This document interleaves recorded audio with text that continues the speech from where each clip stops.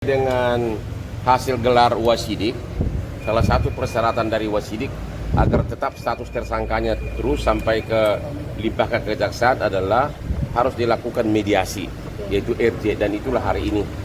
Dan ternyata dia tidak hadir, bahkan dia WA penyidik, bahkan bikin postingan di Instagram dia bahwa dia sibuk.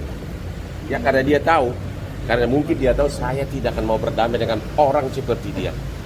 Jadi tadi saya sudah tanda tangani absen bahwa hanya saya yang hadir, terlapor tidak ada yang hadir, dan mudah-mudahan proses penyidikan akan meningkat karena memang hasil gelar cyber maupun hasil gelar wasidik semuanya mendukung status tersangka agar diteruskan.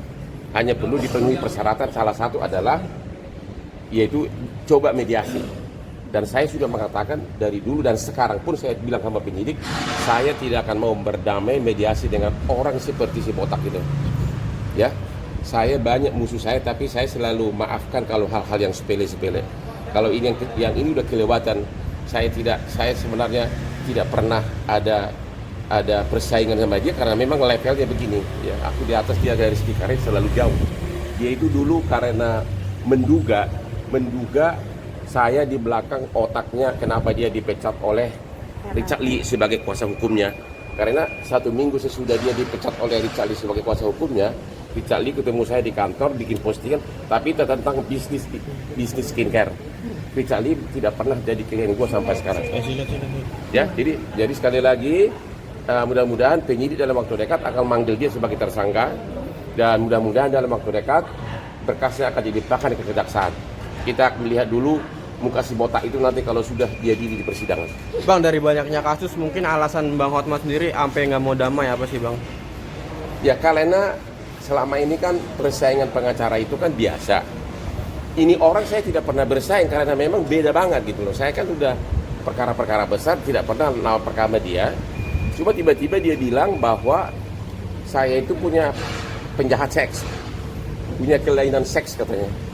Sementara kayaknya semua orang-orang si cantik bilang gua normal banget deh, super normal malah. Itu kan kelewatan kan. Kalau cuma dibilang misalnya kurang berkualitas atau salah pembelaan atau apa, itu masih bisa dimaklumi. Tapi kalau bahkan dia bikin rekonstruksi di mobil seolah beginilah cara Hotman melakukan kejahatan seksnya, itu kan padahal dia tidak pernah lapor polisi. Nah itu, dia tidak pernah lapor polisi. Apakah benar ada pelecehan seksual? Mungkin dia coba lapor tapi nggak ada bukti. Dan Iklim Hakim sudah menyatakan di BAP bahwa dia tidak pernah dilecehkan oleh Hotman. Sekali lagi, Iklim Hakim sudah di BAP menyatakan dia tidak pernah dilecehkan oleh Hotman. Berarti ini orang hanya gara-gara dendam sama aku, dia dikarang cerita. Itu benar-benar merusak kehormatan, menfitnah gitu loh. Dan orang kayak gini harus dihajar dari segi hukum. Oke. Ya? Bang, berarti harusnya hari ini bertemu dengan Harusnya hari ini si botak harus hadir, si Rasman harus hadir sesuai persyaratan dari wasidik, yaitu untuk mediasi.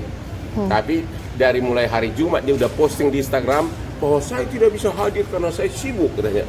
Seolah-olah dia paling hebat aja, ya. Padahal mungkin dari segi banyaknya kasus nggak ada apa-apanya dibandingkan kasus yang saya tangani. Terus dia telepon penyidik, dia WA penyidik, saya ya hanya saya yang hadir. Artinya persyaratan mediasi sudah penuhi, dan kalaupun dia hadir, saya akan bilang ke mukanya langsung bahwa saya tidak akan pernah mau berdamai dengan orang seperti kamu.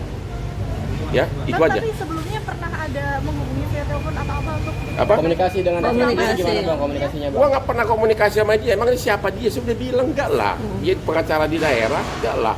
Sama Kim sendiri gimana Bang? Sama Kim nggak ada komunikasi lagi. Tapi ya udahlah, mungkin dia hanya salah pengertian di awal. Tapi Kim sudah mengatakan di BAP, berita acara polisi, saya tidak pernah dilecehkan secara seks oleh Hotman.